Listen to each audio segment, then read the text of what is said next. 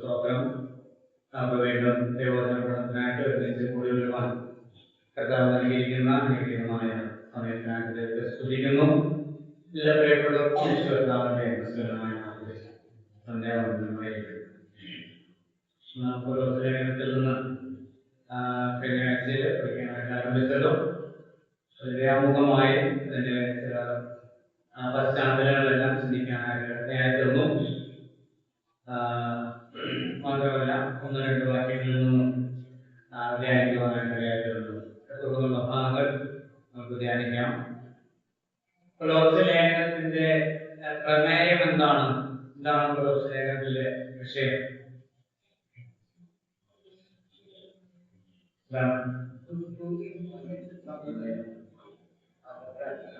യേശുക്രിസ്തുവിന്റെ സർവശ്രേഷ്ഠത എന്നുള്ളതാണ് താക്കോൽ വാക്യം നമ്മൾ എഴുതിയിരുന്നു. 2:9-10 വാക്യം പഠിച്ചോ? പഠിക്കാൻ പറഞ്ഞായിരുന്നു. പറഞ്ഞു നോക്കി. പഠിച്ചില്ലെങ്കിലും കുഴപ്പമില്ല, പറഞ്ഞു നോക്കി. അവനിലല്ലോ, അത് അറിയാവുന്ന വാക്യമാണ്. എന്റെ പുറത്തേക്ക് വേണ്ടി പറഞ്ഞു. അവനിലല്ലോ ദൈവത്തിന്റെ സർവസമ്പൂർണതയും ദേഹരൂപമായി വസിക്കുന്നത്, സകല വാഴ്ചയ്ക്കും അധികാരത്തിലും തലയായ അവനിൽ നിങ്ങൾ പരിപൂർണരായിരിക്കും. പഠിക്കാൻ അത് ഈ ലേഖനത്തിന്റെ ഒരു പ്രധാനപ്പെട്ട, എല്ലാ വാക്യങ്ങളും പ്രധാനപ്പെട്ടതാണെങ്കിലും ഇതിന്റെ കോണ്ടെക്സ്റ്റിൽ ഈ ലേഖനം എഴുതുവാനുള്ള കാരണവുമായി ബന്ധപ്പെട്ട് ചിന്തിക്കുമ്പോൾ വളരെ പ്രധാനപ്പെട്ട ഒരു ഭാഗം. ഒന്നാമത്തെ ഇതിന്റെ ഒരു വിഭജനം, ഈ പുസ്തകത്തിന്റെ ഒന്നാമത്തെ വിഭജനമാണ്, ഒന്നാമത്തെ ഹെഡിങ് ആണ് ഉപദേശം. യേശുക്രിസ്തുവിന്റെ സർവശ്രേഷ്ഠതയുടെ പ്രഖ്യാപനം എന്നതാണ് ഒന്നാമത്തെ ഹെഡിങ്. നമ്മുടെ ഈ റെക്കോർഡിങ്സ് നിങ്ങൾ കേട്ട് നിങ്ങൾക്ക് പിന്നീട് സാവകാശത്തിൽ നോട്ടുകൾ എഴുതാം. ക്ലാസ്സിനോട് കൂടെ നോട്ട് എഴുതാൻ നിങ്ങൾക്ക് സാധിക്കുമെങ്കിൽ കുഴപ്പമില്ല. പക്ഷെ പറയുന്ന കാര്യങ്ങൾ വിട്ടുപോകാതെ ശ്രദ്ധിച്ച് കേൾക്കാനായിട്ട് ശ്രമിക്കുക. ഉപദേശം, യേശുക്രിസ്തുവിന്റെ സർവശ്രേഷ്ഠതയുടെ പ്രഖ്യാപനം, ഒന്നാം അധ്യായം. അതിൽ ആദ്യത്തെ ഭാഗമാണ് യേശുക്രിസ്തുവിന്റെ സർവശ്രേഷ്ഠത സുവിശേഷ സന്ദേശങ്ങളിൽ എന്നുള്ള ഉപശീർഷകം. അതിൽ 1 മുതൽ 12 വരെയുള്ള വാക്യങ്ങളാണ്. 1 മുതൽ 12 വരെയുള്ള വാക്യം. വീണ്ടും ഒരു ഉപശീർഷകമാണ്. അതിന് വീണ്ടും സബ് പോയിന്റ് അഭിവാദനം, ഗ്രീറ്റിംഗ്സ്. 1-2 ആദ്യത്തെ 1-2 വാക്യം വായിക്കാം. 1-2 വാക്യം. ക്രിസ്തുവിന്റെ അപ്പോസ്തലനായ പൗലോസും സഹോദരനായ തിമോഥെയോസും കൊലോസ്യയിലുള്ള വിശുദ്ധന്മാരും ക്രിസ്തുവിൽ വിശ്വസ്ത സഹോദരന്മാരുമായവർക്ക് എഴുതുന്നത്, നമ്മുടെ പിതാവായ ദൈവത്തിൽ നിന്ന് നിങ്ങൾക്ക് കൃപയും സമാധാനവും ഉണ്ടാകും. അപ്പോസ്തലനായ പൗലോസിന്റെ, ഞാൻ കഴിഞ്ഞ പറഞ്ഞു, മിക്കവാറും ലേഖനങ്ങളിൽ ആ ഒരു പ്രസ്താവന, ഒരു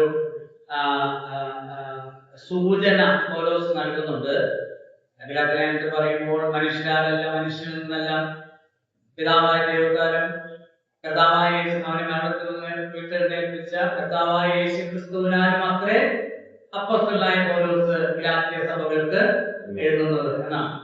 അപ്പോൾ താൻ അപ്പോസ്തലനായിരിക്കുന്നത് സ്വയമായിട്ടായതല്ല, പിന്നെ ദൈവത്തിന്റെ ഇഷ്ടത്താൽ ആയതാണ്. ദൈവം വിളിച്ചിട്ട് ആയതാണ്.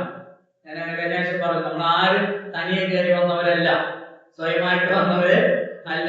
കർത്താവ് വിളിച്ചവരാണ്. കർത്താവിന്റെ ഇഷ്ടത്തിൽ, ഒന്നുകൂടെ പറഞ്ഞാൽ ദൈവത്തിന്റെ മുൻനിർണയത്തിൽ ദൈവം തിരഞ്ഞെടുത്ത, ദൈവത്താൽ തിരഞ്ഞെടുക്കപ്പെട്ട സഹോദരന്മാരാണ്, ദൈവമക്കളാണ് നമ്മൾ. അതുകൊണ്ട് തന്നെ നമ്മുടെ ജീവിതത്തിലെ സമസ്ത മേഖലകളിലും ദൈവേഷ്ടത്തിന് വലിയ പ്രാധാന്യം ഉണ്ട്. ലോകത്തിന്റെ സ്വാധീനം, ജഡത്തിന്റെ സ്വാധീനം നമ്മുടെ ഇഷ്ടങ്ങളിൽ വ്യാപരിക്കാതെ സൂക്ഷിക്കുവാനായിട്ട് ആവശ്യമുണ്ട്. ദൈവേഷ്ടത്താൽ ക്രിസ്തുയേശുവിന്റെ അപ്പോസ്തലനായ പൗലോസ്, കൊലോസ്യയിലുള്ള സഹോദരനായ തിമോഥെയോസും കൊലോസ്യയിലുള്ള വിശുദ്ധന്മാരും ക്രിസ്തുവിൽ വിശ്വസ്ത സഹോദരന്മാരുമായവർക്ക് എഴുതുന്നു, നമ്മുടെ പിതാവായ ദൈവത്തിൽ നിന്നും നിങ്ങൾക്ക് കൃപയും സമാധാനം ഉണ്ടാകട്ടെ. അടുത്ത ഭാഗത്തേക്ക് നമ്മൾ പോവുകയാണ്. അടുത്തത് അഭിനന്ദനം. ആദ്യത്തേത് അഭിവാദനം, ഗ്രീറ്റിംഗ്സ് ആണ്. രണ്ടാമത്തേത് അഭിനന്ദനം. 3 മുതൽ 8 വരെയുള്ള വാക്യം. 3 മുതൽ 8 വരെയുള്ള വാക്യം നമുക്കൊന്ന് വായിക്കാം. പോർഷൻ മുഴുവനായിട്ട് വായിക്കാം. സുവിശേഷത്തിന്റെ സത്യവചനത്തിൽ നിങ്ങൾ മുമ്പ് കേട്ടതായി സ്വർഗത്തിൽ നിങ്ങൾക്ക് സംഗ്രഹിച്ചിരിക്കുന്ന പ്രത്യാശ നിമിത്തം ക്രിസ്തുയേശുവിൽ നിങ്ങളുടെ വിശ്വാസത്തെയും സകല വിശുദ്ധന്മാരോട് നിങ്ങൾക്ക് ഉള്ള സ്നേഹത്തെ കുറിച്ചും ഞങ്ങൾ കേട്ടിട്ട് നിങ്ങൾക്ക് വേണ്ടി പ്രാർത്ഥിക്കുകയും എപ്പോഴും നമ്മുടെ കർത്താവായ യേശുക്രിസ്തുവിന്റെ പിതാവായ ദൈവത്തിന് സ്തോത്രം ചെയ്യുന്നു. ആ സുവിശേഷം സർവ്വലോകത്തിൽ എന്ന പോലെ നിങ്ങളുടെ അടുക്കലേക്ക് നിങ്ങൾ ദൈവകൃപയെ യഥാർത്ഥമായി കേട്ടറിഞ്ഞ നാൾ മുതൽ നിങ്ങളുടെ ഇടയിൽ എന്ന പോലെ സർവ്വലോകത്തിൽ ഫലം കാഴ്ച വർദ്ധിച്ചു വരുന്നു. ഇങ്ങനെ നിങ്ങൾ ഞങ്ങളുടെ പ്രിയ സഹപുത്രനായ എപ്പഫ്രാസിനോട് പഠിച്ചിട്ടുണ്ടല്ലോ. അവൻ നിങ്ങൾക്ക് വേണ്ടി ക്രിസ്തുവിന്റെ വിശുദ്ധ ശുശ്രൂഷകനും നിങ്ങൾക്ക് ആത്മാവിനാലുള്ള സ്നേഹം ഞങ്ങളോട് അറിയിച്ചവനും ആകുന്നു. അപ്പോസ്തലനായ പൗലോസ് പ്രതിഭാശാലിയായ ഒരു അഭിനന്ദനാണ്. അപ്പോസ്തലനായ പൗലോസിന്റെ മിക്കവാറും ലേഖനങ്ങളിൽ തന്റെ അനുവാചകരെ അഭിനന്ദിച്ചുകൊണ്ടാണ് ലേഖനം ആരംഭിക്കുന്നത്. നമുക്ക് ഈ കാരാഗ്രഹ ലേഖനങ്ങൾ മാത്രം ഒന്ന് നമുക്ക് എടുത്തു നോക്കാം. നമ്മള് കാരാഗ്രഹ ലേഖനങ്ങൾ ഒരു ലേഖനമാണ് പൗലോസ് ലേഖനം. അതായത് ഈ കാരാഗ്രഹ ലേഖനങ്ങൾ മാത്രം ഒന്ന് നമുക്ക് ഓടിച്ചത് വായിക്കാം. ഒന്നാമത്തെ ഫിലിപ്പ് ലേഖനം 1-ാം അധ്യായത്തിന്റെ 3 മുതൽ 6 വരെയുള്ള വാക്യങ്ങൾ. ഫിലിപ്പ് ലേഖനം 1-ാം അധ്യായത്തിന്റെ 3 മുതൽ 6 വരെയുള്ള വാക്യം.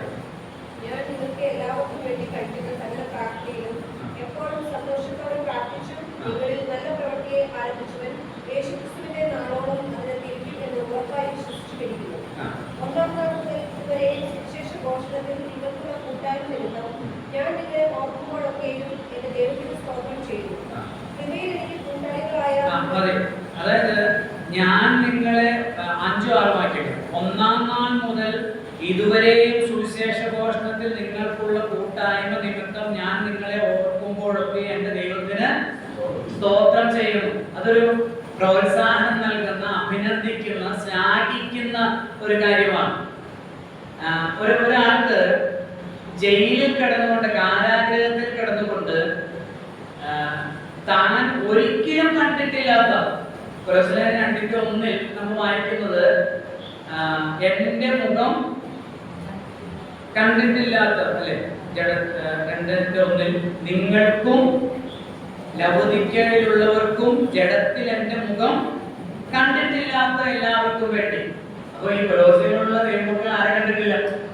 പൗലോസിനെ കണ്ടിട്ടില്ല, പൗലോസ് അവരെയും കണ്ടിട്ടില്ല. പക്ഷെ അവര് ക്രിസ്തുവേശുവിൽ അവർക്കുള്ള ആത്മീക ഗുണങ്ങളെ സംബന്ധിച്ച് കേട്ടിട്ട് അവരെന്ത് ചെയ്യാം? അഭിനന്ദിക്കുകയാണ്, അവർക്ക് പ്രോത്സാഹനം നൽകുകയാണ്, അവരെ ശ്ലാഘിക്കുകയാണ് ചെയ്യുന്നത്. എവിടെ കിടന്നിട്ടാ? കാരാഗ്രഹത്തിൽ കിടന്നിട്ടാണ്. അത് ഒരു പ്രതിഭാശാലിയായ ഒരു അഭിനന്ദനാണ് താൻ എന്നുള്ളതിന്റെ ഒരു തെളിവാണ്. എഫെസ്യലേഖനത്തിലേക്ക് വരാം. എഫെസ്യലേഖനത്തിലെ ഇതേ കാര്യം പറയുന്നുണ്ട്. 1-ാം അധ്യായത്തിന്റെ 15-16 വാക്യം.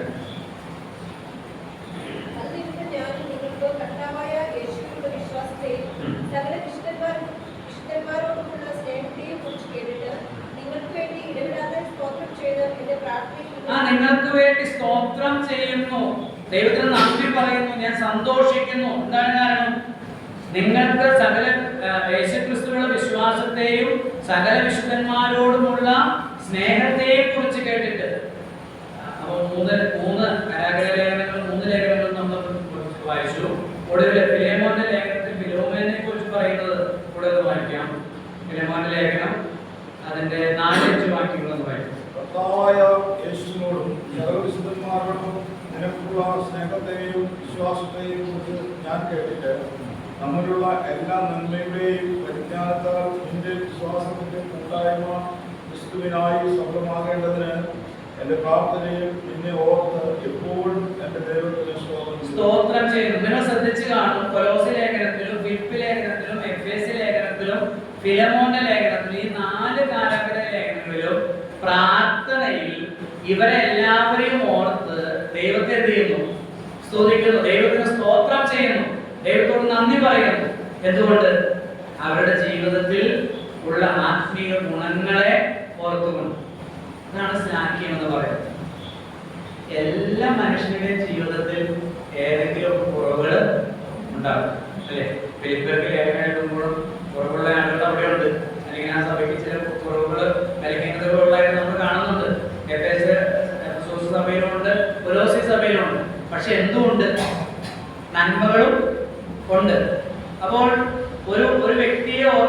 പ്രാർത്ഥിക്കുമ്പോൾ ആ വ്യക്തിയിൽ ദൈവം ചെയ്യുന്ന ആത്മീക പ്രവർത്തനങ്ങൾ വചനത്താലും പരിശുദ്ധാത്മാവിനാലും ആ വ്യക്തിയിൽ വരുത്തിയ രൂപാന്തരത്തെയും ആ വ്യക്തി കർത്താവിന്റെ നാമത്തിന് വേണ്ടി ചെയ്യുന്ന ശുശ്രൂഷകളെയും ഒക്കെ ഓർത്ത് ദൈവത്തെ എന്ത് ചെയ്യാം? സ്തുതിക്കാനായിട്ട് കഴിയും. ഒരു വ്യക്തിയിലെ ആത്മീയമായ ദൈവം നൽകുന്ന ആത്മീക നന്മകളെയും ഭൗതിക നന്മകളെയും ഓർത്ത് ദൈവത്തിന് എന്ത് ചെയ്യാം? നന്ദി പറയാം. അങ്ങനെ നന്ദി പറയുന്ന ദൈവത്തെ സ്തുതിക്കുന്നതും ആ വ്യക്തിക്ക് ഒരു പ്രോത്സാഹനമാണ്. അതിന്റെ ഒരു മറുവശം കൂടെ ഞാൻ പറയുന്നു. മറ്റുള്ളവർക്ക് ദൈവത്തെ സ്തുതിക്കാനും ദൈവത്തിന് മഹത്വം കരയറ്റുവാനുമുള്ള ഒരു വക ഉള്ളവരായി നമ്മൾ മാറേണ്ടതും ആവശ്യമാണ്. നമ്മെ കുറിച്ച് ഓർക്കുമ്പോൾ കർത്താവേ സ്തോത്രം എന്ന് പറയാൻ മറ്റുള്ളവർക്ക് പറയാനായിട്ട് സാധിക്കേണ്ടത് ആവശ്യമാണ്. നമുക്ക് മുന്നോട്ട് പോകാം. അതിന്റെ 3-4 വാക്യങ്ങൾ വായിക്കുമ്പോൾ സ്നേഹം 1-3-4 സുവിശേഷത്തിന്റെ സത്യവചനത്തിൽ നിങ്ങൾ മുമ്പ് കേട്ടതായി സ്വർഗത്തിൽ നിങ്ങൾക്ക് സംഗ്രഹിച്ചിരിക്കുന്ന പ്രത്യാശ നിമിത്തം ക്രിസ്തുയേശുവിൽ നിങ്ങളുടെ വിശ്വാസത്തെയും സകല വിശുദ്ധന്മാരോടും നിങ്ങൾക്കുള്ള സ്നേഹത്തെയും കുറിച്ച് ഞങ്ങൾ കേട്ടിട്ട് നിങ്ങൾക്ക് വേണ്ടി പ്രാർത്ഥിക്കുകയിൽ എപ്പോഴും നമ്മുടെ കർത്താവായ യേശു ക്രിസ്തുവിന്റെ പിതാവായ ദൈവത്തിന് സ്തോത്രം ചെയ്യുന്നു. അവരുടെ വിശ്വാസത്തെയും വിശുദ്ധന്മാരോടുള്ള അവരുടെ സ്നേഹത്തെയും കുറിച്ച് കേട്ടിട്ടാണ്. ഓക്കെ, ഇവിടെ അപ്പോസ്തലനായ പൗലോസ് താൻ പറയാൻ ഉദ്ദേശിക്കുന്ന ആ കാര്യത്തേക്ക് വിഷയത്തിലേക്ക് പരോക്ഷമായി പ്രവേശിക്കുകയാണ്. 3-ാമത്തെ വാക്യത്തിൽ സുവിശേഷത്തിന്റെ സത്യവചനത്തിൽ നിങ്ങൾ മുമ്പ് കേട്ടതായി സ്വർഗത്തിൽ നിങ്ങൾക്ക് സംഗ്രഹിച്ചിരിക്കുന്ന പ്രത്യാശ നിമിത്തം. സുവിശേഷത്തിന്റെ സത്യവചനത്തിൽ നിങ്ങൾ മുമ്പ് കേട്ടതായി സ്വർഗത്തിൽ നിങ്ങൾക്ക് സംഗ്രഹിച്ചിരിക്കുന്ന പ്രത്യാശ. സുവിശേഷം എന്ന് പറയുന്നത് ലോകത്തിലെ എല്ലാ മനുഷ്യർക്കും നൽകാൻ കഴിയുന്ന ഒരു ഗിഫ്റ്റാണ്, ഒരു സമ്മാനമാണ്. അത് അതിന്റെ 6-ാമത്തെ വാക്യം നമ്മൾ വായിക്കുമ്പോൾ ആ സുവിശേഷം സർവ്വലോകത്തിലും എന്ന പോലെ നിങ്ങളുടെ അടുക്കലും എത്തി. നിങ്ങൾ ദൈവകൃപയെ യഥാർത്ഥമായി കേട്ടറിഞ്ഞ നാൾ മുതൽ നിങ്ങളുടെ ഇടയിൽ എന്ന പോലെ സർവ്വലോകത്തിലും ഫലം കാഴ്ചവരുന്നു. നമുക്കറിയാം, ബൈബിളിൽ തന്നെ ഏറ്റവും പ്രധാനപ്പെട്ട ഒരു വാക്യമാണ് യോഹന്നാന്റെ സുവിശേഷം 3:16. എന്താണ്? തന്റെ ഏകജാതനായ പുത്രനെ വിശ്വസിക്കുന്ന ഏവനും നിത്യജീവൻ പ്രാപിക്കേണ്ടത് ദൈവം അവനെ നൽകുവാൻ തക്കവണ്ണം ലോകത്തെ. ദൈവത്തിന്റെ ഒരു ദാനമാണ്. അതാണ് 2 കൊരിന്ത്യർ 9-15 വാക്യത്തിൽ പറയുന്നത്. പറഞ്ഞു തീരാത്ത ദാനം നിമിത്തം ദൈവത്തിന് സ്തോത്രം. അതാണ് പറഞ്ഞു തീരാത്ത ദാനം. നമുക്ക് കിട്ടിയ ജോലിയാണോ? നമുക്ക് കിട്ടിയ വീടാണോ? അത് വീട് വഴങ്ങി പോകുമ്പോൾ, ജോലി നഷ്ടമാകുമ്പോൾ അതിനെക്കുറിച്ച് പിന്നെ പറയാനായിട്ടില്ല. പറഞ്ഞു തീരാത്ത ദാനമാണ് ക്രിസ്തു, അതായത് സുവിശേഷം. അത് നിത്യതയിലും അതിന്റെ മഹത്വത്തെ സംബന്ധിച്ച് നമ്മൾ വർണ്ണിച്ചുകൊണ്ടിരിക്കുക, ദൈവത്തെ സ്തുതിച്ചുകൊണ്ടേയിരിക്കും. അപ്പൊ സുവിശേഷത്തിന്റെ സത്യവചനത്തിൽ നിങ്ങൾ മുമ്പ് കേട്ടതായി സ്വർഗത്തിൽ നിങ്ങൾക്ക് സംഗ്രഹിച്ചിരിക്കുന്ന പ്രത്യാശ. നമ്മൾ കേൾക്കുന്നതെല്ലാം സുവിശേഷമല്ല. കേൾക്കുന്നത് എല്ലാം എന്തല്ല? സുവിശേഷമല്ല. നമ്മൾ TV തുറക്കുമ്പോൾ അല്ലെങ്കിൽ നമ്മൾ മൊബൈലിൽ കൂടെ സോഷ്യൽ മീഡിയയിൽ കൂടെ കാണുന്ന എല്ലാ കാര്യങ്ങളും അതല്ല, സുവിശേഷമല്ല. ഇവിടെ എഴുതിയിരിക്കുന്ന സുവിശേഷത്തിന്റെ സത്യവചനത്തിൽ രക്ഷയ്ക്കായുള്ള സുവിശേഷത്തിന് ചില പ്രത്യേകതകളുണ്ട്. എല്ലാത്തിലും പറഞ്ഞപ്പോൾ ഞാനത് പറഞ്ഞിട്ടുണ്ട്. സുവിശേഷത്തിൽ വേണ്ടതും വേണ്ടാത്തതുമായ കാര്യങ്ങളുണ്ട്. സാമ്പാറിൽ ചേർക്കേണ്ട കാര്യങ്ങളുണ്ട്, സാമ്പാറിൽ പാടില്ലാത്ത കാര്യങ്ങളും ഉണ്ട്. നമ്മളുണ്ടാക്കുന്ന എല്ലാം സാമ്പാറല്ല, നമ്മുടെ പേര് മാത്രമേ ഉള്ളൂ സാമ്പാർ, അല്ലേ? സാമ്പാറിൽ നമ്മൾ ചിക്കൻ മസാല തരുമോ? ഇല്ല. അപ്പൊ സുവിശേഷത്തിൽ നമ്മൾ എഫെസ്യർ 1:13 അവിടെ എങ്ങനെയാണ് നമ്മൾ വായിക്കുന്നത്? നിങ്ങളുടെ രക്ഷയെക്കുറിച്ചുള്ള സുവിശേഷം എന്ന സത്യവചനം നിങ്ങൾ കേൾക്കുകയും കേട്ടിട്ട് അവനിൽ വിശ്വസിക്കുകയും. അപ്പം സുവിശേഷം എന്താണ്? രക്ഷയെക്കുറിച്ചുള്ള സത്യവചനമാണ്. രക്ഷയെ കുറിച്ച് പ്രസംഗിക്കുന്നില്ലെങ്കിൽ, ദൈവകൃപയെ കുറിച്ച് പ്രസംഗിക്കുന്നില്ലെങ്കിൽ അതെന്തല്ല? സുവിശേഷമല്ല. ലോകത്തിൽ നേരുണ്ട്, ശരിയുണ്ട്, ധാരാളം ശരികളുണ്ട്. But all truths are not truths.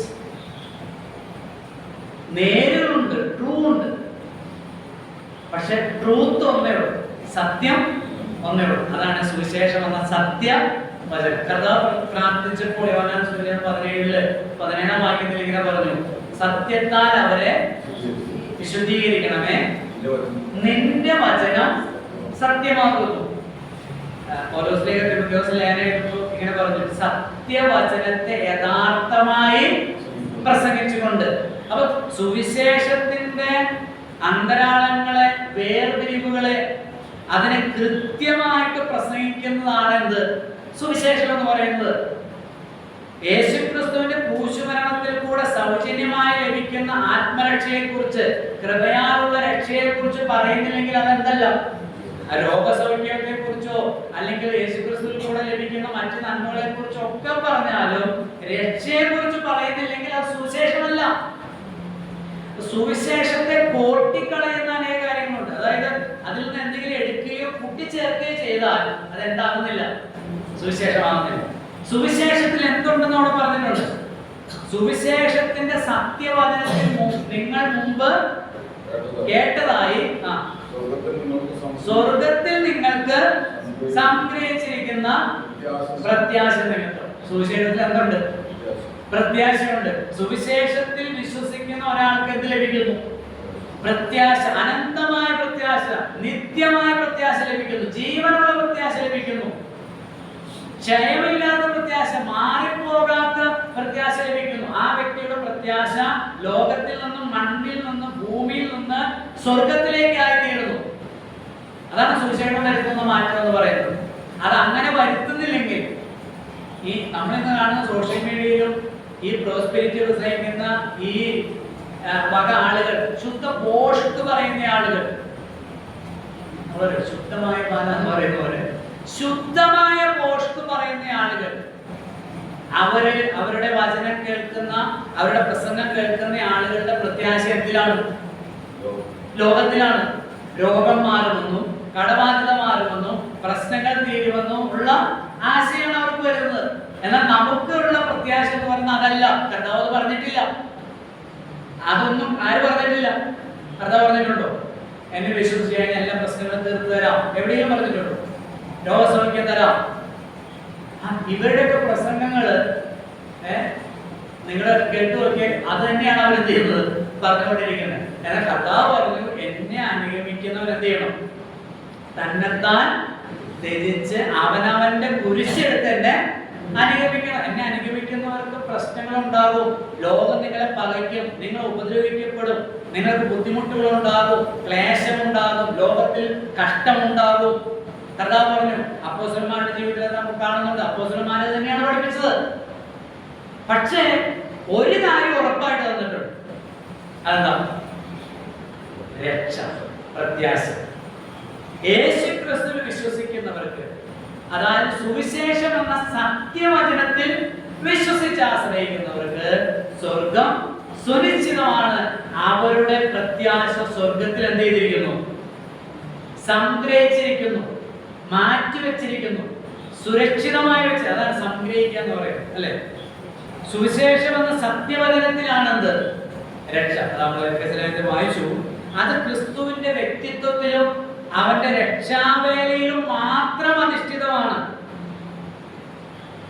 യേശുക്രിസ്തുവിന്റെ സർവശ്രേഷ്ഠതയിലാണ് ഒരു വ്യക്തിയുടെ രക്ഷ അധിഷ്ഠിതമായിരിക്കുന്നത്. അപ്പോൾ ഞാൻ കഴിഞ്ഞ ആഴ്ച പറഞ്ഞു, ഗുരുപദേഷ്ടാക്കന്മാര് ആരാ? നോസ്റ്റിക്കുകൾ, ജ്ഞാനമതക്കാര്, ജ്ഞാനവാദികളായ ആളുകളും യഹൂദ മതവൽക്കരണത്തിന് ശ്രമിക്കുന്ന പരിച്ഛേദനവാദികളായ ആളുകളും പറയുന്നത് വിശ്വസിച്ചാൽ മാത്രം പോരാ, പിന്നെ എന്ത് ചെയ്യണം? പ്രവർത്തികൾ കൂടെ വേണം. ജ്ഞാനമതക്കാർ പറയുന്നത് ജ്ഞാനം പ്രാപിക്കണം, നിഗൂഢ ജ്ഞാനം പ്രാപിക്കണം. അസറ്റിസം എന്ന് പറയുന്ന വേറൊരു ഗ്രൂപ്പുകളുണ്ട്. അവർ പറയുന്നത് സ്ട്രിക്റ്റ് ആയിട്ടുള്ള സെൽഫ് ഡിനയൽ, അതായത് ശരീരത്തിനെ നിയന്ത്രിക്കുന്നതിലൂടെ. അതാണ് നമ്മൾ 2-ാം അധ്യായത്തിനോട് ഭാഗത്തിൽ കാണുന്നത്. തൊടരുത്, രുചിക്കരുത്, പിടിക്കരുത് എന്നിവയിലൂടെ പൂർണ്ണത പ്രാപിക്കാൻ ശ്രമിക്കുന്ന നിങ്ങൾ എന്ന് പറയുന്നുണ്ട്. അപ്പം എന്താണ്, ബ്രഹ്മചര്യയിലൂടെ, ധ്യാനത്തിലൂടെ, ലോകത്യാഗത്തിലൂടെ ഒക്കെ പൂർണ്ണത പ്രാപിക്കാനാണ് ശ്രമിക്കുന്നു പറയുമ്പോൾ അതിലൂടെയല്ല, പിന്നെ ഏതിലൂടെയാണ്?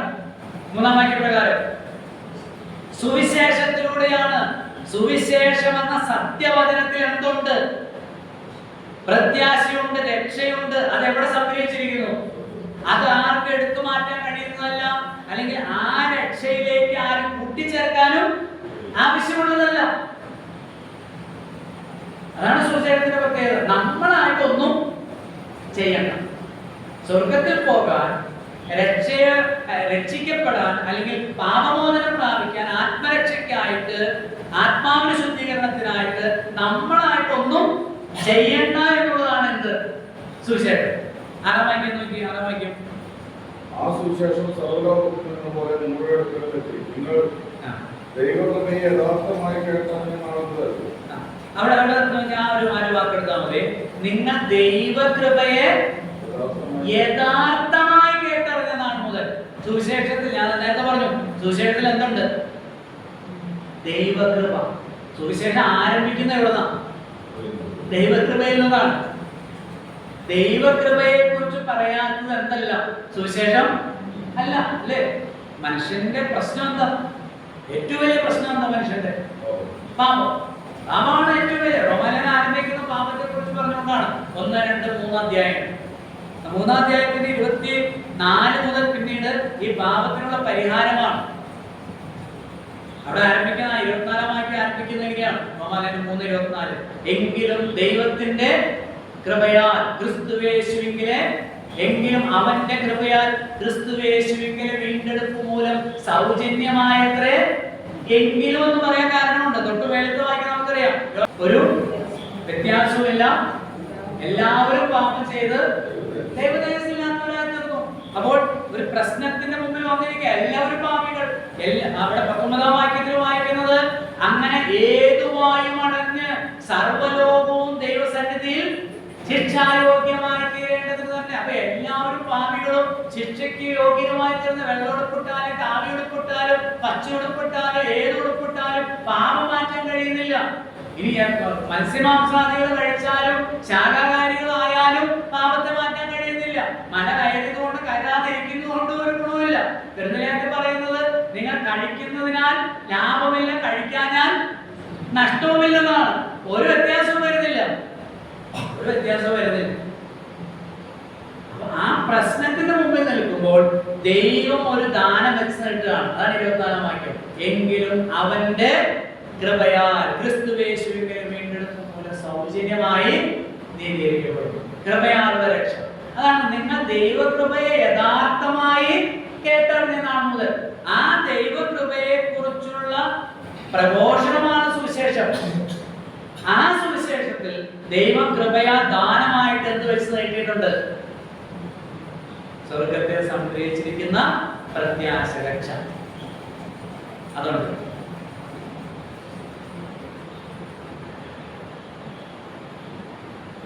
17-ാം നൂറ്റാണ്ടില് ഇംഗ്ലണ്ടിൽ ജീവിച്ചിരുന്ന ജോൺ സെൽട്ടൺ എന്ന് പറയുന്ന ഒരു വലിയൊരു ചരിത്രകാരനും ഇംഗ്ലണ്ടിലെ ഒരു നിയമാധികാരിയുമായിരുന്ന ഒരു മനുഷ്യൻ. അദ്ദേഹം വലിയ ചരിത്രകാരനായതുകൊണ്ട് അദ്ദേഹത്തിന് വലിയ ബൃഹത്തായിട്ടുള്ള ഒരു ലൈബ്രറി ഉണ്ട്. 8000-ഓളം പുസ്തകങ്ങൾ അവിടെ ഉണ്ട്. താൻ മരണാസന്നനായിട്ട് കിടക്കുന്ന സമയത്ത് ആർച്ച് ബിഷപ്പ് ആഷേർ അവിടെ വന്നു. അദ്ദേഹത്തോട് പറഞ്ഞു, ഈ ജോൺ സെൽട്ടൺ പറഞ്ഞു, ഞാൻ ലോകത്തിലെ മിക്കവാറും എല്ലാ വിഷയങ്ങളെ കുറിച്ച് പഠിക്കുകയും മനസ്സിലാക്കുകയും ചെയ്തു. എന്നാൽ എൻ്റെ ഈ ലൈബ്രറിയിൽ ഇരിക്കുന്ന പുസ്തകങ്ങളിൽ ഒന്നിൽ പോലും എൻ്റെ ആത്മാവിന് വിശ്രാമം നൽകാൻ കഴിയുന്ന, ആശ്വാസം നൽകാൻ കഴിയുന്ന ഒരു പാഠം ഞാൻ ഇന്ന് ഓർക്കുന്നില്ല. ആ ഒരു വിശുദ്ധ വേദവചനം ഒഴികെ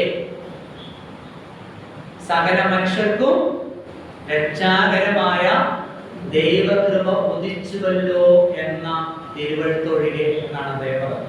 8000 പുസ്തകങ്ങളുള്ള ലൈബ്രറിയെ നോക്കിക്കൊണ്ട് ജോൺ സെൽഡൻ പറഞ്ഞതാണ്, സകല മനുഷ്യർക്കും രക്ഷാകരമായ ദൈവകൃപ ഉദിച്ചുവല്ലോ എന്ന തിരുവഴുത്തിലെ വാക്യം ഒഴികെ വേറെ ഒരു പുസ്തകങ്ങളിലെ ഓരോ വാക്കുകളും ഓരോ ആശയങ്ങളും തത്വസംഹിതകളും ഫിലോസഫിയും എന്റെ ആത്മാവിന് ആശ്വാസവും വിശ്രാമവും പകരാൻ കഴിയുന്നതായിട്ട് ഞാൻ കാണുന്നില്ല.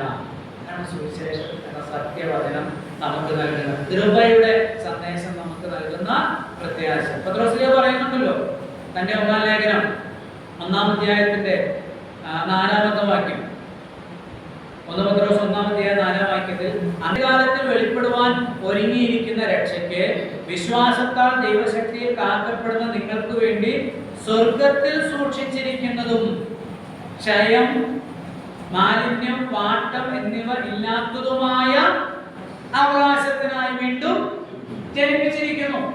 അപ്പോൾ സ്വർഗത്തിൽ സൂക്ഷിച്ചിരിക്കുന്ന അവകാശം എന്നാണ് പറഞ്ഞിരിക്കുന്നത്. അതിനെന്തില്ല? ക്ഷയവും മാലിന്യവും വാട്ടമില്ലാത്ത സ്വർഗത്തിൽ സൂക്ഷിച്ചിരിക്കുന്ന, എന്നാൽ അന്ത്യകാലത്തിൽ വെളിപ്പെടാൻ പോകുന്നതിനായിട്ട് നിങ്ങളെ വീണ്ടും ജനിപ്പിച്ചിരിക്കുന്നു. നിങ്ങൾ നോസ്റ്റിക്കുകളുടെയും അസറ്റിസത്തിന്റെയും ഒക്കെ ഉപദേശങ്ങളും ചേർത്ത് യേശുക്രിസ്തു വിശ്വസിച്ചാൽ മാത്രം പോരാ, നിങ്ങൾ കുറച്ചുകൂടെ കാര്യങ്ങളൊക്കെ ചെയ്യണം, കർമ്മങ്ങൾ ചെയ്യണം, കുറച്ച് ജ്ഞാനം പ്രാപിക്കണം. ഇന്നത്തെ ആളുകളുടെ ഉപദേശം അനുസരിച്ചാണെങ്കിൽ നിങ്ങൾ കൂടിയിരുന്ന് കുറച്ച് കൈ നിങ്ങളൊക്കെ ഇങ്ങനെ ഈ ചതയുന്ന പോലെ കസേരയിൽ ചാരി ഇരുന്ന് പറഞ്ഞാൽ പോരാ. പിന്നെ നമ്മുടെ ആൾക്കാർക്ക് ചില ചിന്തകളൊക്കെ ഉണ്ട് ഈ സോഷ്യൽ മീഡിയയിൽ കണ്ടിട്ട്. നമ്മൾ കുറച്ചെന്ത് ചെയ്യണം? മല്ല് പിടിച്ച് പ്രാർത്ഥിക്കണം, കുറച്ച് കൈയൊക്കെ അടിച്ചൊക്കെ പാട്ട്, ഒരു ഉണർവൊക്കെ വേണം. ഉണർവ് അതിനാണോ? പറയൂ, ഉണർവ് വേണമെന്ന് കണ്ടിട്ട് ആണോ? അല്ല. എന്തോ ഒരു കുഴപ്പമുണ്ട് എന്ന് തോന്നിപ്പിച്ച് യേശു ക്രിസ്തുവിന്റെ സർവശ്രേഷ്ഠതയിൽ കൂടെ നമുക്ക് ലഭിച്ച രക്ഷയുടെ മഹാത്മ്യത്തെ ഇടിച്ചു കളയുക എന്നുള്ളതാണ് ആരുടെ പണി? പിശാച് ദുരുപദേഷ്ടാക്കന്മാരിൽ കൂടെ ചെയ്യുന്ന പരിപാടി. പിശാചിന് ശുശ്രൂഷകന്മാരുണ്ട്, ഉപദേശന്മാരുണ്ട്, അറിയില്ലേ? വായിച്ചു നോക്കി 2 കൊരിന്ത്യർ 11-ാം അധ്യായത്തിന്റെ 13 മുതൽ വായിക്കും. 2 കൊരിന്ത്യർ 11-ാം അധ്യായത്തിന്റെ നമ്മുടെ പോർഷനിലുള്ളതല്ല, ഓർമ്മ വന്നപ്പോൾ പറയുക. 2 കൊരിന്ത്യർ 11-13 മുതൽ വായിച്ചത്. ഇങ്ങനെയുള്ള കള്ള അപ്പോസ്തലന്മാർ, കപടവേലക്കാർ, ക്രിസ്തുവിന്റെ അപ്പോസ്തലന്മാരുടെ വേഷം ധരിക്കുന്നവർ, അത് ആശ്ചര്യവുമല്ല. സാത്താൻകാരൻ വെളിച്ചത്തിന്റെ വേഷം ധരിക്കുന്നവർ. ആകയാൽ അവന്റെ ശുശ്രൂഷക്കാർ നീതിയുടെ ശുശ്രൂഷകന്മാരുടെ വേഷം ധരിച്ചാലും അതിശയമില്ല. അവന്റെ ശുശ്രൂഷക്കാർ എന്ന് പറഞ്ഞാൽ ആരാ? സാത്താന്റെ ശുശ്രൂഷക്കാരൻ. സാത്താനും ശുശ്രൂഷക്കാരുണ്ട്.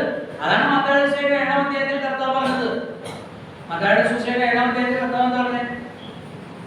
ഇവരൊക്കെ ഒന്ന് പറയും, കർത്താവേ, നിന്റെ നാമത്തിൽ ഞങ്ങൾ ഭൂതങ്ങളെ പുറത്താക്കി, നിന്റെ നാമത്തിൽ പ്രവചിച്ചു, നിന്റെ നാമത്തിൽ വീര്യപ്രവൃത്തികൾ ചെയ്തു. അതറിയില്ലേ? എന്ന് ചോദിക്കുമ്പോൾ കർത്താവ് പറയും, എന്ത് പറയും? അറിയില്ലേ? എന്തുകൊണ്ട്? ദൈവപുത്രനെ ദാനമായി നൽകിയ ദൈവകൃപയുടെ സുവിശേഷം മറച്ചു വെച്ച് അത്ഭുതവും അടയാളവും രോഗസൗഖ്യവും പ്രോസ്പെരിറ്റിയും നിങ്ങൾ പ്രസംഗിച്ച് നിങ്ങൾ സ്വർഗരാജ്യത്തെ എന്ത് ചെയ്തു? നിങ്ങളോ കടന്നില്ല, മറ്റുള്ളവർ എന്ത് ചെയ്യില്ല? കടത്തിയില്ല. നിങ്ങളെ ഞാൻ എന്ത് ചെയ്യുന്നില്ല? അറിയുന്നില്ല. ജോൺ വൈറ്റ്ഫീൽഡ് എന്ന് പറയുന്ന ഒരു ദേവദാസൻ, ജോർജ് വൈറ്റ്ഫീൽഡ്, ഒരു യാത്രാമധ്യേ ഒരു യുവ സഹോദരനെ കണ്ടുപിടിച്ചു. അവൻ വിശ്വാസിയാണെന്ന് മനസ്സിലായപ്പോൾ അവനോട് ചോദിച്ചു, വാട്ട് ഡു യു ബിലീവ്? നീ എന്താ വിശ്വസിക്കുന്നതെന്ന് ചോദിച്ചു. ഞാൻ എൻ്റെ സഭ വിശ്വസിക്കുന്നതാണ് ഞാൻ വിശ്വസിക്കുന്നത് എന്ന് പറഞ്ഞു. അപ്പോൾ അദ്ദേഹത്തെ നിന്റെ സഭ എന്ത് വിശ്വസിക്കുന്നു? ഞാൻ വിശ്വസിക്കുന്നത് തന്നെയാണ് സഭ വിശ്വസിക്കുന്നത്. ഭയങ്കര ബുദ്ധിമാനാണ്. അപ്പൊ അദ്ദേഹം ചോദിച്ചു, ജോർജ് വൈറ്റ്ഫീൽഡ് ചോദിച്ചു, നിങ്ങൾ രണ്ടുപേരും നീയും നിന്റെ സഭയും എന്താണ് വിശ്വസിക്കുന്നത് എന്ന് ചോദിച്ചു. We both believe the same. കൂട്ടരും ഒരു കാര്യം തന്നെയാണ് വിശ്വസിക്കുന്നത് എന്ന് പറഞ്ഞാൽ എന്താണ് യഥാർത്ഥത്തിൽ വിശ്വസിക്കുന്നതെന്ന് അറിഞ്ഞുകൂടാ. ദൈവത്തെ നമ്മൾ നേരത്തെ സ്തുതിക്കണം, നന്ദി പറയണം. കാരണം നമുക്ക് വ്യക്തമായ ഒരു ധാരണ ഉണ്ട് എന്താണ് നമ്മൾ വിശ്വസിക്കുന്നതെന്നും എന്താണ് നമ്മൾ വിശ്വസിക്കാത്തതെന്നും. അതുകൊണ്ട് ഓരോ ശുശ്രൂഷന്മാരുടെ ഉത്തരവാദിത്വം എന്ന് പറയുന്നത്, സഭയുടെ ഉത്തരവാദിത്വം എന്ന് പറയുന്നത് യഥാർത്ഥമായി, അവിടെ പറയുന്നുണ്ട് നിങ്ങൾ ദൈവകൃപയെ യഥാർത്ഥമായി കേട്ടറിഞ്ഞ നാൾ മുതൽ. യഥാർത്ഥമായി നമ്മൾ എന്ത് വിശ്വസിക്കുന്നു എന്നും വിശ്വസിക്കുന്നില്ല എന്നുള്ളത് പഠിപ്പിക്കുക എന്നുള്ളതാണ് നമ്മുടെ പണി. അത് ചെയ്യണം, ഇത് ചെയ്യണം, അത് ചെയ്യാൻ പാടില്ല, ഇത് ചെയ്യാൻ പാടില്ല, അതൊക്കെ മൂന്നാമത്തെയോ നാലാമത്തെയോ കാര്യങ്ങളാണ്. യഥാർത്ഥമായി നമ്മൾ ആരാണെന്ന് ഗ്രഹിച്ച് അതിൽ നിന്നാണ് നമ്മൾ എന്ത് ചെയ്യുന്നത്, വിശുദ്ധിയിലേക്ക് വളരേണ്ടത്. വിശുദ്ധി നമുക്ക് അടിച്ചേൽപ്പിക്കാൻ കഴിയുന്ന ഒരു സംഗതിയല്ല. നമ്മൾ ആരാണെന്ന് തിരിച്ചറിയുമ്പോഴാണ് നാം അതിനനുസരിച്ച് ജീവിക്കാനായിട്ട് നമ്മെ തന്നെ സമർപ്പിക്കുന്നത്. എന്ത് വിശ്വസിക്കുന്നു, എന്തിനു വിശ്വസിക്കുന്നു എന്നുള്ള കാര്യങ്ങളെ സംബന്ധിച്ച് യഥാർത്ഥമായ ബോധ്യമുണ്ടാകേണ്ടത് ആവശ്യമാണ്. നമ്മുടെ കാതിന് ഇമ്പമുള്ളതല്ല നമ്മൾ കേൾക്കേണ്ടത്. നമുക്ക് ഇഷ്ടമുള്ള ആഹാരമുണ്ട് അല്ലേ? അല്ലേ? കൂടുതൽ എന്താ നമുക്ക് ഇഷ്ടം?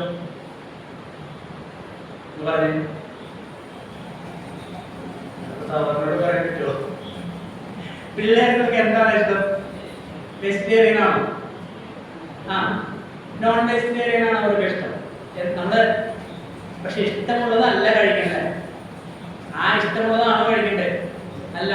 കൂടുതൽ എന്താ കഴിക്കേണ്ടത്? നമ്മള് ഇപ്പൊ പ്രായമായവരൊക്കെ ഇരിക്കുന്നുണ്ട്, ഷുഗറും പ്രഷറും കൊളസ്ട്രോളും ഒക്കെ ആയിട്ട് ഡോക്ടറെ അടുത്ത് ചെല്ലുമ്പോൾ ഡോക്ടർ പറയും, അതെ ഈ വറുത്തതും പൊരിച്ചതും എണ്ണയും ഒന്നും കഴിക്കരുത്, റെഡ് മീറ്റ് കഴിക്കരുത് അല്ലേ പറയില്ലേ?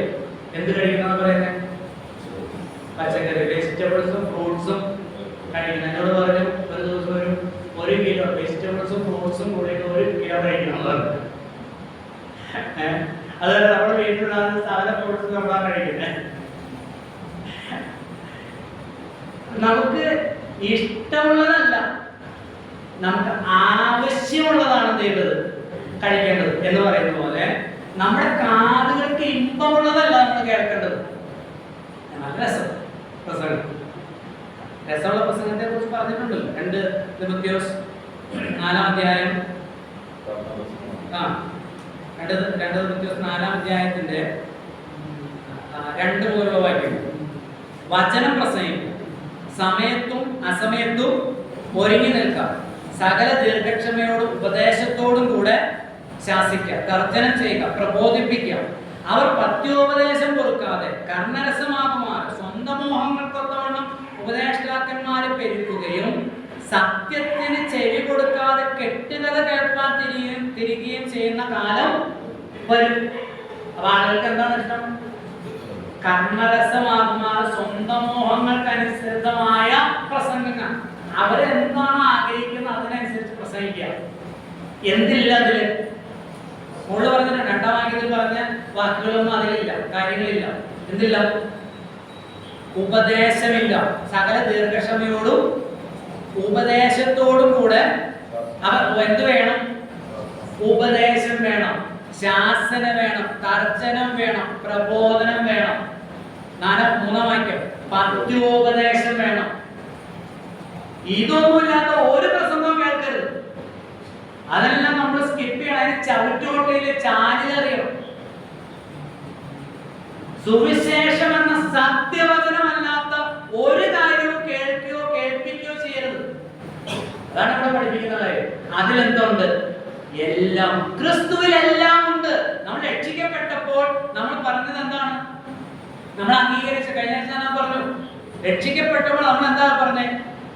യേശു എന്റെ കർത്താവാണ് എന്ന് പറഞ്ഞാൽ യേശുവിൽ എനിക്ക് എല്ലാം ഉണ്ട്, യേശു എനിക്ക് മതി എന്നാണ്.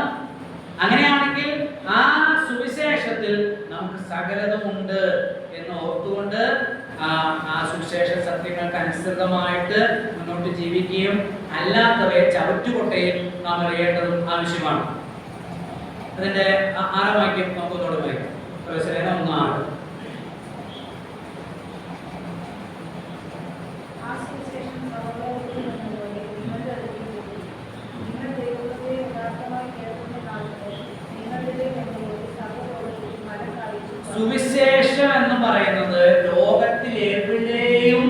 ഫലം കായ്ക്കുന്ന ഒരു വിത്താണ്.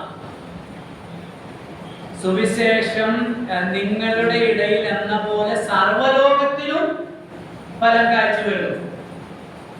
ഈ എല്ലാ ഇസങ്ങളിലും എല്ലാ സ്ഥലത്തും ചെയ്യില്ല, വില പോവില്ല. പക്ഷെ ഇവാഞ്ചലിസം ഉണ്ടല്ലോ, എല്ലായിടത്തും സുവിശേഷം എല്ലായിടത്തും ചെയ്യും ഫലം കാഴ്ച. ലോകത്തിൽ എവിടെയും നടാവുന്ന ഒരു വിത്താണെന്ത്? സുവിശേഷം. എല്ലായിടത്തും ഫലം കാഴ്ച. ആ സുവിശേഷത്തിന്റെ ഫലമാണ് നമ്മളിവിടെ കണ്ട് മൂന്ന് വാക്കുകൾ. അതിന്റെ 4ാമത്തെ വാക്യത്തിൽ 3-4 ചേർത്ത് വായിക്കും. സുവിശേഷത്തിന്റെ സത്യവചനത്തിൽ നിങ്ങൾ മുമ്പ് കേട്ടതായി സ്വർഗത്തിൽ നിങ്ങൾക്ക് സംഗ്രഹിച്ചിരിക്കുന്ന പ്രത്യാശ നിമിത്തം ക്രിസ്തുയേശുവിൽ നിങ്ങളുടെ വിശ്വാസത്തെയും സകല വിശുദ്ധന്മാരോട് നിങ്ങൾക്കുള്ള സ്നേഹത്തെ. അവിടെ 3 കാര്യങ്ങളുണ്ട്. എന്തൊക്കെയാണ്? പ്രത്യാശ, വിശ്വാസം, സ്നേഹം. പറയുന്നുണ്ട് എന്താ? വിശ്വാസം, പ്രത്യാശ, സ്നേഹം. ഇവ 3 നിലനിൽക്കുന്നു. സ്നേഹം തന്നെ. അപ്പൊ ഈ സുവിശേഷത്തിൽ നിന്ന് ഉത്ഭവിക്കുന്ന 3 ഘടകങ്ങളാണ്, 3 ഫലങ്ങളാണത്. എന്ത്? വിശ്വാസം. വിശ്വാസം എന്തിനാൽ ഉളവാകുന്നു? വിശ്വാസം കേൾവിയാൽ, കേൾവി ക്രിസ്തുവിന്റെ വചനം എന്ന് പറയുന്നത് സുവിശേഷം എന്ന സത്യവചനം. സുവിശേഷം എന്ന സത്യവചനം ഒരാൾ ഉൾക്കൊള്ളുമ്പോൾ, അംഗീകരിക്കുമ്പോൾ ഉളവാകുന്ന ഒന്നാണെന്ത്? വിശ്വാസം. രക്ഷയ്ക്കായുള്ള വിശ്വാസം, അത് പ്രാഥമികമായ വിശ്വാസവും. ആ വിശ്വാസം ഒരു വ്യക്തിയെ രക്ഷയ്ക്കായി നമ്മൾ വിശ്വസിക്കുമ്പോഴേ, രക്ഷയ്ക്കായി വിശ്വസിക്കുമ്പോൾ നമ്മൾ ചെയ്യുന്ന കാര്യം യേശു എനിക്ക് മതി എന്ന് നമ്മൾ ചിന്തിക്കുകയല്ല ചെയ്യുന്നത്, നമ്മൾ സമർപ്പിക്കുകയോ. യേശു ക്രിസ്തു സർവശ്രേഷ്ഠനായതുകൊണ്ട് യേശു എനിക്ക് മതി, ഇഹത്തിലും പരത്തിലും യേശു എനിക്ക് എനിക്ക് മതിയാകാനാണെന്ന് ചിന്തിക്കുകയോ. എന്നിട്ട് നമ്മുടെ ജീവിതത്തിന് ഏതിന് ആവശ്യം വരുമ്പോൾ ആരെങ്കിലും കൊണ്ട് അപ്പൊ ഈ വിശ്വാസത്തിൽ എന്ത് ചെയ്യണം? വളരണം. രക്ഷയ്ക്കായുള്ള വിശ്വാസം ഒരിക്കലായി ഉളവായതാണ്. എന്നാൽ വിശുദ്ധിക്കായി, ദൈവാശ്രയത്തിനായിട്ടുള്ള വിശ്വാസം അനുദിനവും നമ്മളിൽ പെരുകേണ്ടത് ആവശ്യമാണ്. പ്രാർത്ഥനയിൽ എന്ത് വേണം? വിശ്വാസം ഉണ്ടാകുമ്പോൾ നമ്മൾ പ്രാർത്ഥിക്കുന്നത് എങ്ങനെയായിരിക്കും അറിയാമോ? വിശ്വാസം ഇല്ലെങ്കിൽ നമ്മളൊരു കാര്യം തീരുമാനിച്ചിട്ട് നമ്മൾ വന്ന ദൈവത്തോട് പറയുന്നത് ഈ കാര്യം ചെയ്യണം, നടത്തി തരണം പറയും. വിശ്വാസം ഉണ്ടെങ്കിൽ എങ്ങനെ പ്രാർത്ഥിക്കുക? വിശ്വാസം ഉണ്ടെങ്കിൽ എങ്ങനെ പ്രാർത്ഥിക്കേണ്ടത്? ഞാൻ നേരത്തെ പറഞ്ഞത് ശ്രദ്ധിച്ചില്ല. വിശ്വാസം ഇല്ലാത്തവർ എന്താ ചെയ്യണമെന്ന് വെച്ചാല്, നമ്മളൊരു കാര്യം നമ്മൾ തന്നെ തീരുമാനിച്ച് വെച്ച് ദൈവത്തോട് വന്ന് പറയും, എന്ത്? ഇത് നടത്തി തരണം. കർത്താവിന്റെ സർവശക്തിയിലും പരമാധികാരത്തിലും നമ്മൾ വിശ്വസിക്കുന്നത് എന്തിലാ?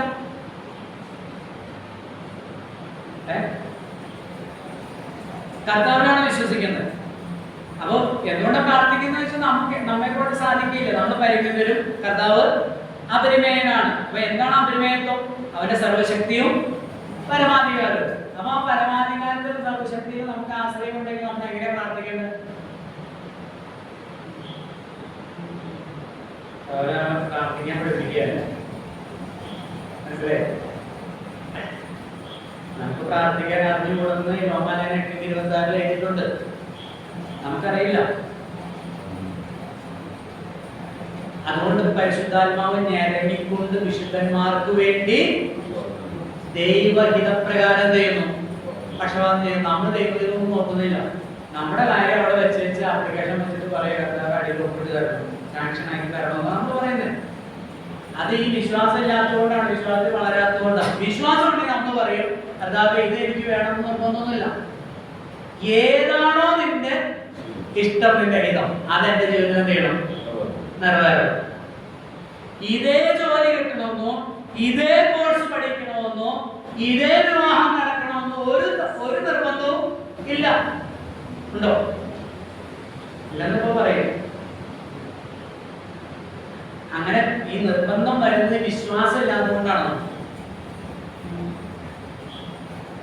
നമ്മൾ നേരത്തെ പ്ലാൻ ചെയ്ത് വെച്ചിട്ട് ദൈവത്തെ അതിലേക്ക് വലിച്ചിഴക്കുന്നത് വിശ്വാസമല്ല.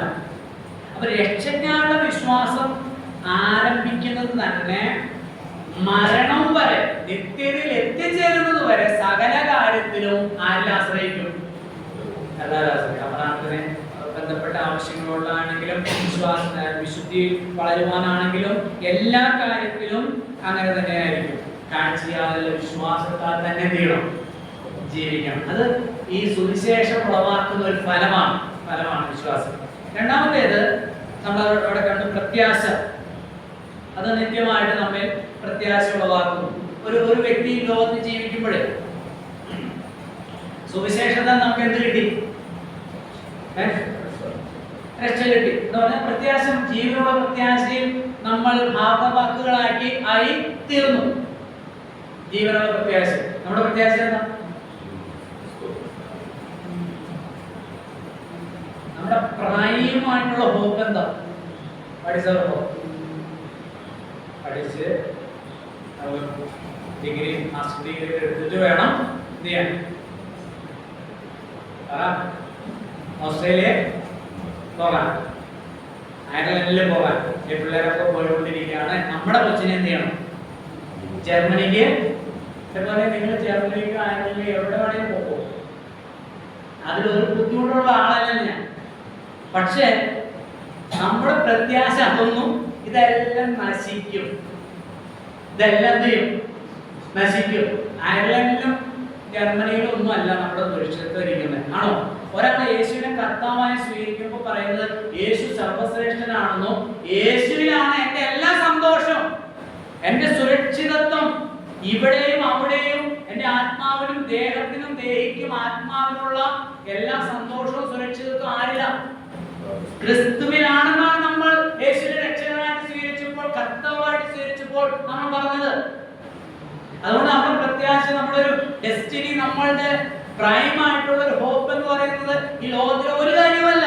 ഇപ്പോൾ വീട് ഇടിച്ചു പൊളിച്ച് കളഞ്ഞിട്ട് അപ്പുറത്തെ അയൽപക്കക്കാരനേക്കാൾ നല്ലതൊന്നും പണിയണം എന്നുള്ളതാണോ ഏറ്റവും വലിയ ലക്ഷ്യം? അല്ലല്ലോ.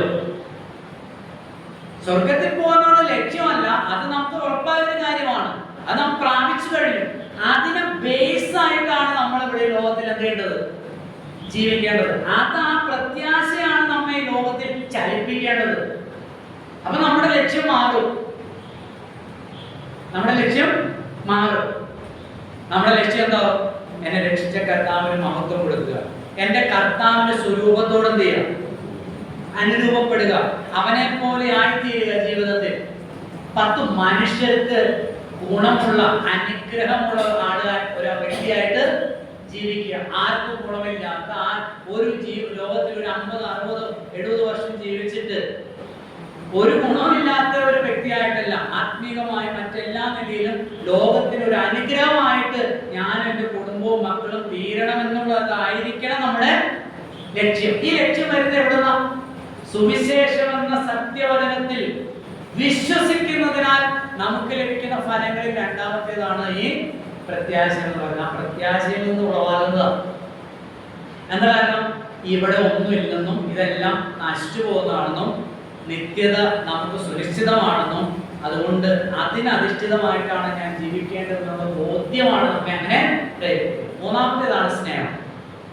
വിശ്വസിക്കുന്ന ഒരാൾ വ്യക്തിപരമായിട്ടല്ല, അവന്റെ രക്ഷ വ്യക്തിപരമാണെങ്കിലും ആ രക്ഷിക്കപ്പെട്ട് കഴിയുമ്പോൾ, ഒരു കുഞ്ഞ് ജനിക്കുമ്പോൾ ഒരു വ്യക്തിയായിട്ടാണ്, ഒരു സെപ്പറേറ്റ് പേഴ്സൺ ആയിട്ടാണ് ലോകത്തേക്ക് വരുന്നത്, അല്ലെ?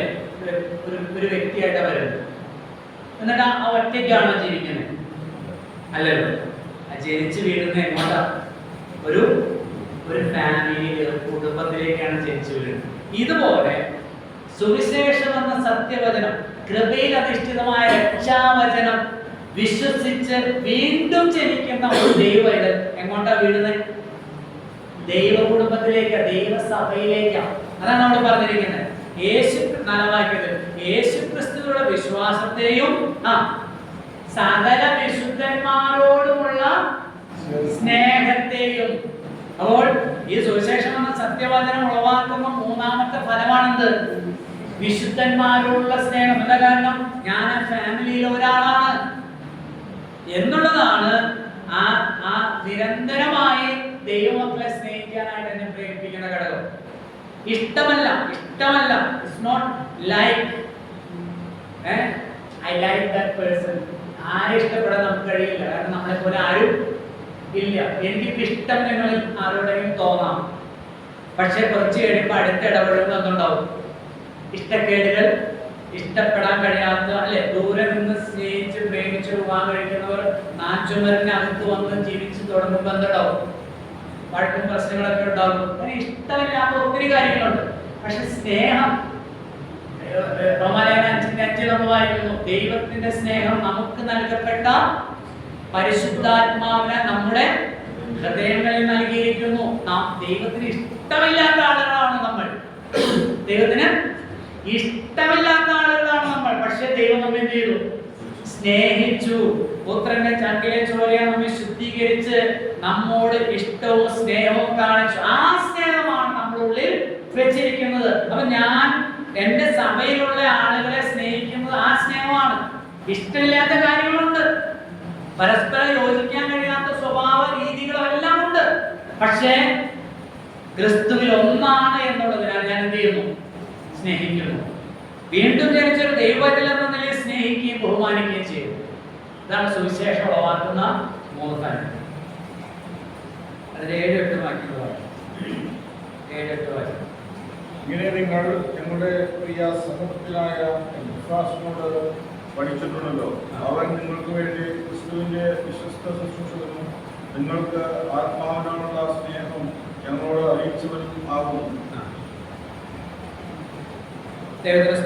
ഇത് ആരോട് പഠിച്ചിട്ടുണ്ട് നിങ്ങൾ? എപ്പഫ്രാസിനോട്. കാരണം ആര് പഠിപ്പിച്ചതല്ല ഇത്. പൗലോസ് അവരെ പഠിപ്പിച്ചത് സുവിശേഷം എന്ന സത്യവചനവും യഥാർത്ഥമായ ദൈവകൃപയെ കുറിച്ചൊന്നും ആര് പഠിപ്പിച്ചതല്ല. കഴിഞ്ഞ നമ്മൾ ചിന്തിച്ചു, എഫെസോസില് 3 വർഷം തുറന്നോസിന്റെ പാഠശാലയിൽ നടത്തിയ ബൈബിൾ ക്ലാസ്സിൽ പോയി ആര് പഠിച്ചതാണ്? എപ്പഫ്രാസും ഫിലമോനും. കൊലോസ്യ സഭ ആരുടെ വീട്ടില? നമ്മൾ ചിന്തിച്ചു, ഫിലമോന്റെ വീട്ടില. ഫിലമോനൊക്കെ അവിടെ നിന്ന് രക്ഷിക്കപ്പെട്ട ആളുകളാണ്. അപ്പൊ അവര് അവിടെ നിന്ന് പഠിച്ച ഉപദേശം ആരെ പഠിപ്പിച്ചു? എവിടെ പഠിപ്പിച്ചു? കൊലോസ്യ സഭയില് പഠിപ്പിച്ചു. സുവിശേഷം സത്യവചനം പഠിപ്പിച്ചു. ദൈവകൃപയെ കുറിച്ച് പഠിപ്പിച്ചു. ദൈവമക്കളെ, രക്ഷിക്കപ്പെടുന്ന ആളുകളെ കൃത്യമായ ഉപദേശ സംഹിതകൾ പഠിപ്പിക്കുക എന്നുള്ളതാണ് ശുശ്രൂഷ വൃന്ദത്തിലുള്ള ആളുകളുടെ ഉത്തരവാദിത്വം എന്ന് പറയുന്നത്.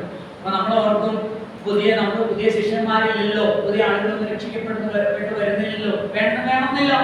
നമ്മുടെ സഭകളിൽ തന്നെയുള്ള കുഞ്ഞുങ്ങൾ രക്ഷിക്കപ്പെടുന്ന ആളുകൾ, അല്ലെങ്കിൽ പഴയ ആളുകളാണെങ്കിൽ കൃത്യമായ ഉപദേശങ്ങൾ അറിയാത്ത ആളുകളെ കൃത്യമായ നിലയിൽ നമുക്കറിയാം. റോമാലേഖനം വളരെ ലോജിക്കലായിട്ട്, യുക്തിഭദ്രമായിട്ട് സുവിശേഷത്തിന്റെ അന്തരാളങ്ങൾ രേഖപ്പെടുത്തിയിരിക്കുന്ന ലേഖനം. അതിൽ തിയോളജി ഉണ്ട്, ലോജിക് ഉണ്ട്, ഫിലോസഫി ഉണ്ട്, സൈക്കോളജി ഉണ്ട്. അപ്പം ഇതെല്ലാം കോർത്തിണക്കി ഉപദേശ സംഹിതകളെ കൃത്യമായിട്ട് ഉപദേശിക്കുക, പഠിപ്പിക്കുക എന്നുള്ളതാണ് സഭയിലെ ഉപദേശ വൃന്ദത്തിന് അല്ലെങ്കിൽ ശുശ്രൂഷ വൃന്ദത്തിന്റെ ഉത്തരവാദിത്വം എന്ന് പറയുന്നത്. ഞാൻ തന്നെ പറയാറുണ്ട്, പണ്ട് നമ്മുടെ സൺഡേ സ്കൂളിലെ അബ്രാമിന്റെ കഥയും ഗോലിയാത്തിന്റെ കഥയും 5 അപ്പവും 2 മീനൊക്കെ പഠിപ്പിച്ചുകൊണ്ടിരുന്നത്. അതൊന്നും പഠിപ്പിച്ച പോരാ കേട്ടോ. അതിന്റെയൊക്കെ കാലം പോയി. പിള്ളേര് ഭയങ്കരമായിട്ട് റാഷണലായിട്ട് ചിന്തിക്കുന്ന, ചോദ്യങ്ങൾ ചോദിക്കുന്ന, യുക്തിഭദ്രമായി ചിന്തിക്കുന്ന ഒരു കാലഘട്ടത്തിലാണ് നമ്മൾ ജീവിക്കുന്നത്. ആണല്ലോ? അല്ലെങ്കിൽ നിങ്ങൾ പറഞ്ഞാൽ മതി.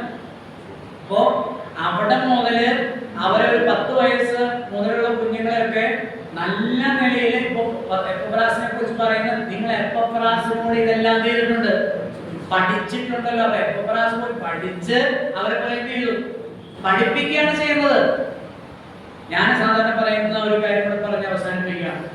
ഈ pulpit is not open to everyone. ഞായറാഴ്ചകളിലെ സന്ദേശങ്ങൾ എല്ലാ പല സഭകളുടെ ഇവിടുത്തെ അറിയാത്തതുകൊണ്ട് എനിക്ക് ധൈര്യമായിട്ട് പറയാം. എന്താ അറിയാൻ ഒന്നും പറയാൻ പറ്റാതെ. അപ്പോ ആളുകൾ പ്രസംഗിച്ച് പഠിപ്പിക്കുന്ന ഇടമായിട്ട് മാറുന്നത്. അത് ഇടദിവസങ്ങളിലെ മീറ്റിങ്ങുകളിലോ ഒക്കെ 10 മിനിറ്റ് 5 മിനിറ്റ് അവസരങ്ങൾ കൊടുക്കാം. പക്ഷെ ഇപ്പൊ എന്താന്ന് വെച്ചിട്ടുണ്ടെങ്കിൽ ഇപ്പൊ കണ്ടോ, ബൈബിൾ ക്ലാസ്സിന് തന്നെ ആളുകൾ എന്ത് വരുന്നില്ല. ആരും നമുക്ക് കുറ്റം പറയാൻ കഴിയില്ല. അതുകൊണ്ട് ഞായറാഴ്ചകളിൽ ഉപദേശപരമായ കൃത്യമായ ഉപദേശപരമായ കാര്യങ്ങളോട് കൂടെ അതിന്റെ പ്രാക്ടിക്കൽ ആപ്ലിക്കേഷൻ ആണ് പറയേണ്ടത്. നമ്മള് ഒരു പ്രായോഗികമായ ഒരു കാര്യം പറയുമ്പോൾ അതിന് എന്ത് വേണം?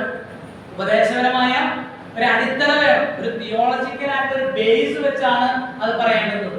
അപ്പൊ അങ്ങനെ ഇതെല്ലാം പഠിപ്പിക്കുകയും ഉപദേശത്തിൽ കൃത്യതയോടുകൂടെ വളർത്തുകയും ചെയ്യുന്നതാണ് ശുശ്രൂഷ ബന്ധത്തിന്റെ ഉത്തരവാദിത്വം എന്ന് പറയുന്നത്. ചില നമ്മളത് കാണുന്നുണ്ട്.